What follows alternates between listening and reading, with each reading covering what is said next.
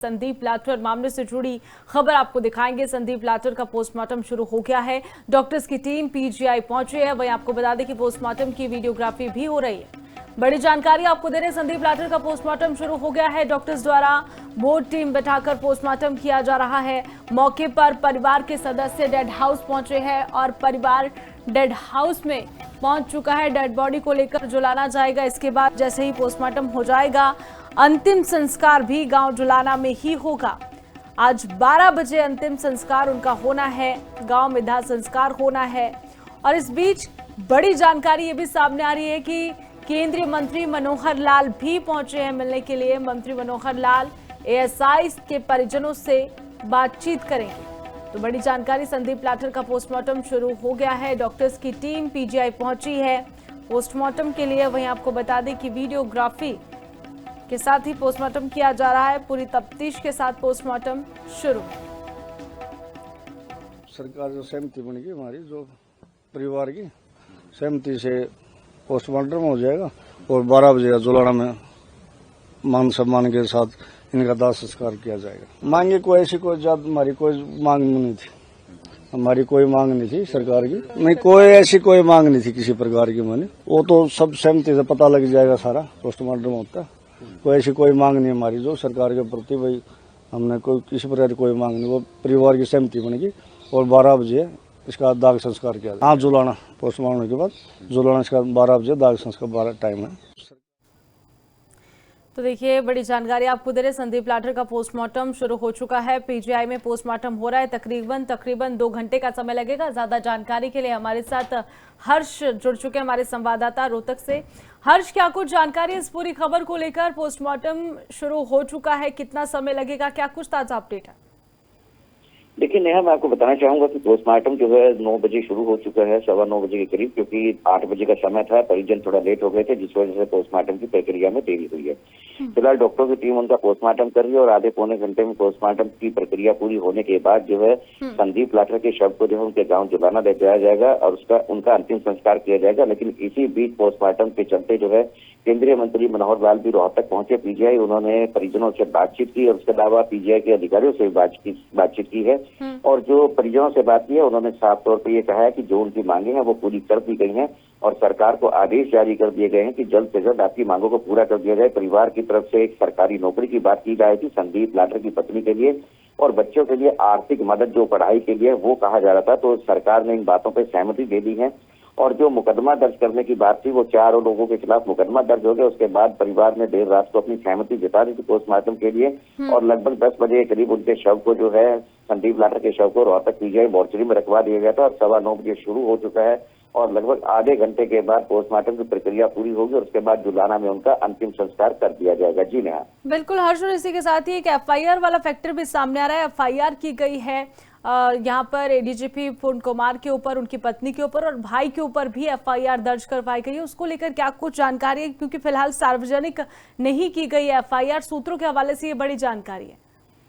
देखिए, बिल्कुल मैं आपको बताना चाहूंगा कि कल देर शाम को ही जो है रोहतक के सदर थाना में एफआईआर नंबर 305 दर्ज कर दी गई है, जिसमें वाई पूर्ण कुमार जो दिवंगत है आईपीएस, उनकी पत्नी के खिलाफ की गई है और पूर्ण कुमार के जो साले हैं उनके खिलाफ की, जो पंजाब से आपके विधायक हैं, उसके अलावा सुशील गनमैन के खिलाफ हुई है और एक सुनील एएसआई रैंक के अधिकारी हैं उनके खिलाफ हुई है।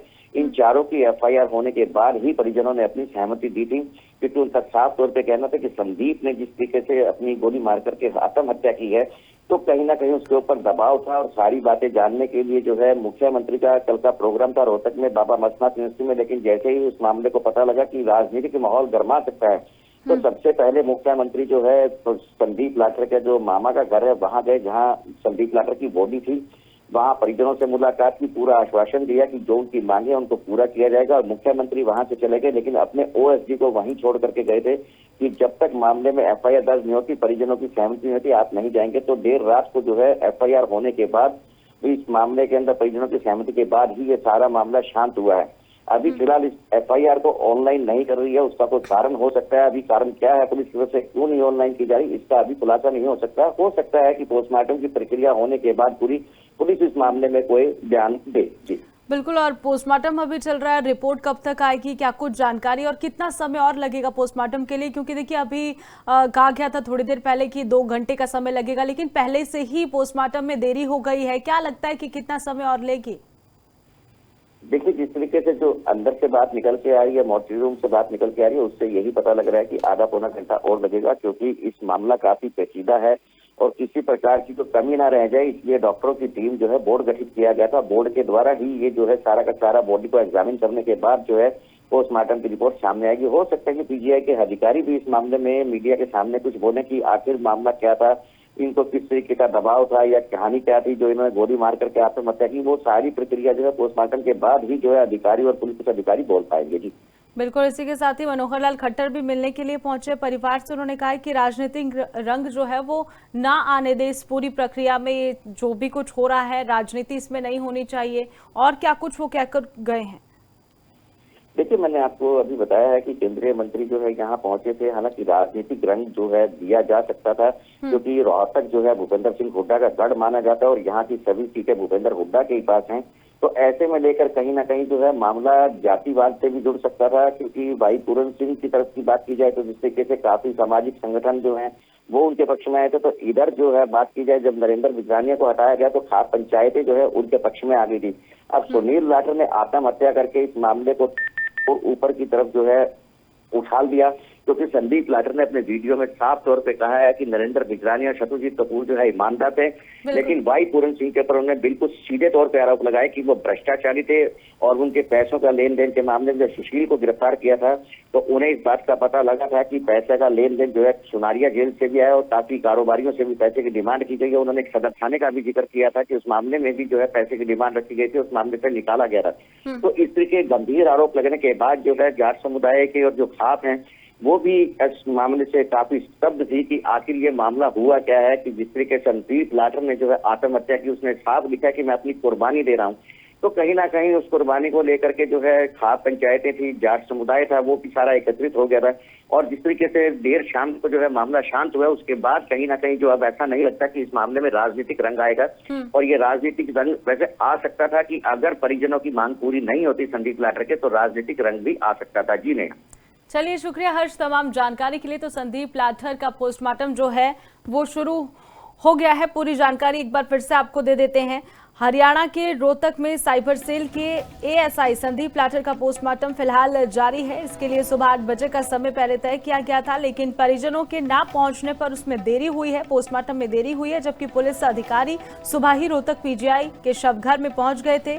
इसी बीच पोस्टमार्टम जो है वो लगातार अभी भी जारी है। परिवार वहां पर पहुंचा और इसी के साथ देखिए रोहतक एएसआई सुसाइड मामले में पोस्टमार्टम के बीच ही केंद्रीय मंत्री मनोहर लाल खट्टर की एंट्री भी हो गई है। परिवार से मिलने वो पहुंचे हैं और कहीं ना कहीं परिजनों को डर सता रहा था, अपने बच्चों का, पत्नी को, बच्चों की नौकरी का भी डर सता रहा था कि वो कैसे पूरा घर परिवार चलाएंगे संदीप लाठर के जाने के बाद। ऐसे में मनोहर लाल खट्टर ने आश्वासन दिया है उन्हें कि नौकरी मिलेगी और सब कुछ पूरी प्रक्रिया के साथ आगे होगा, आप चिंता मत कीजिए, आश्वासन दिया गया है। एएसआई संदीप कुमार के आईपीएस पूरन कुमार पर आरोप लगाए हैं और एफआईआर भी दर्ज हुई है उन पर। वहीं आपको बता दें कि संदीप लाठर एएसआई थे और मूल रूप से जींद के जुलाना के वार्ड नंबर 4 के रहने वाले थे। 5 साल पहले परिवार के साथ जुलाना से रोहतक वो शिफ्ट हुए थे। घर में पत्नी और 3 बच्चे और माता पिता है और पिता की 20 साल पहले मौत हो गई है। पीछे उनके 3 बच्चे, उनकी मां और पत्नी वो छोड़ गए हैं। पिता दयानंद इंस्पेक्टर और दादा भरत सिंह फौज में रहे। रोहतक में साइबर सेल में वो खुद तैनात रहे। तो संदीप लाठर से जुड़ी कुछ ये अहम बातें हैं। उन्होंने अपना पदभार काफी अच्छे समय में जो है वो संभाला और इसी के साथ ही एक सुसाइड के बाद, एडीजीपी पूरन कुमार के सुसाइड के बाद एक और मामला सामने आया। उसके बाद संदीप लाठर सुर्खियों में आए जब उन्होंने आत्महत्या कर ली। उन्होंने कई गंभीर आरोप जड़े और आत्मदाह कर लिया। ऐसे में अब बड़ी जानकारी ये सामने आ रही है कि उनका पोस्टमार्टम चल रहा है। 2 घंटे का समय लगेगा पोस्टमार्टम में। उसके बाद आज दोपहर 12 बजे जुलाना में उनके पैतृक गांव में उनका दाह संस्कार होगा। इस बीच केंद्रीय मंत्री मनोहर लाल भी परिवार से मिलने पहुंचे हैं और परिवार को आश्वासन दिया गया है।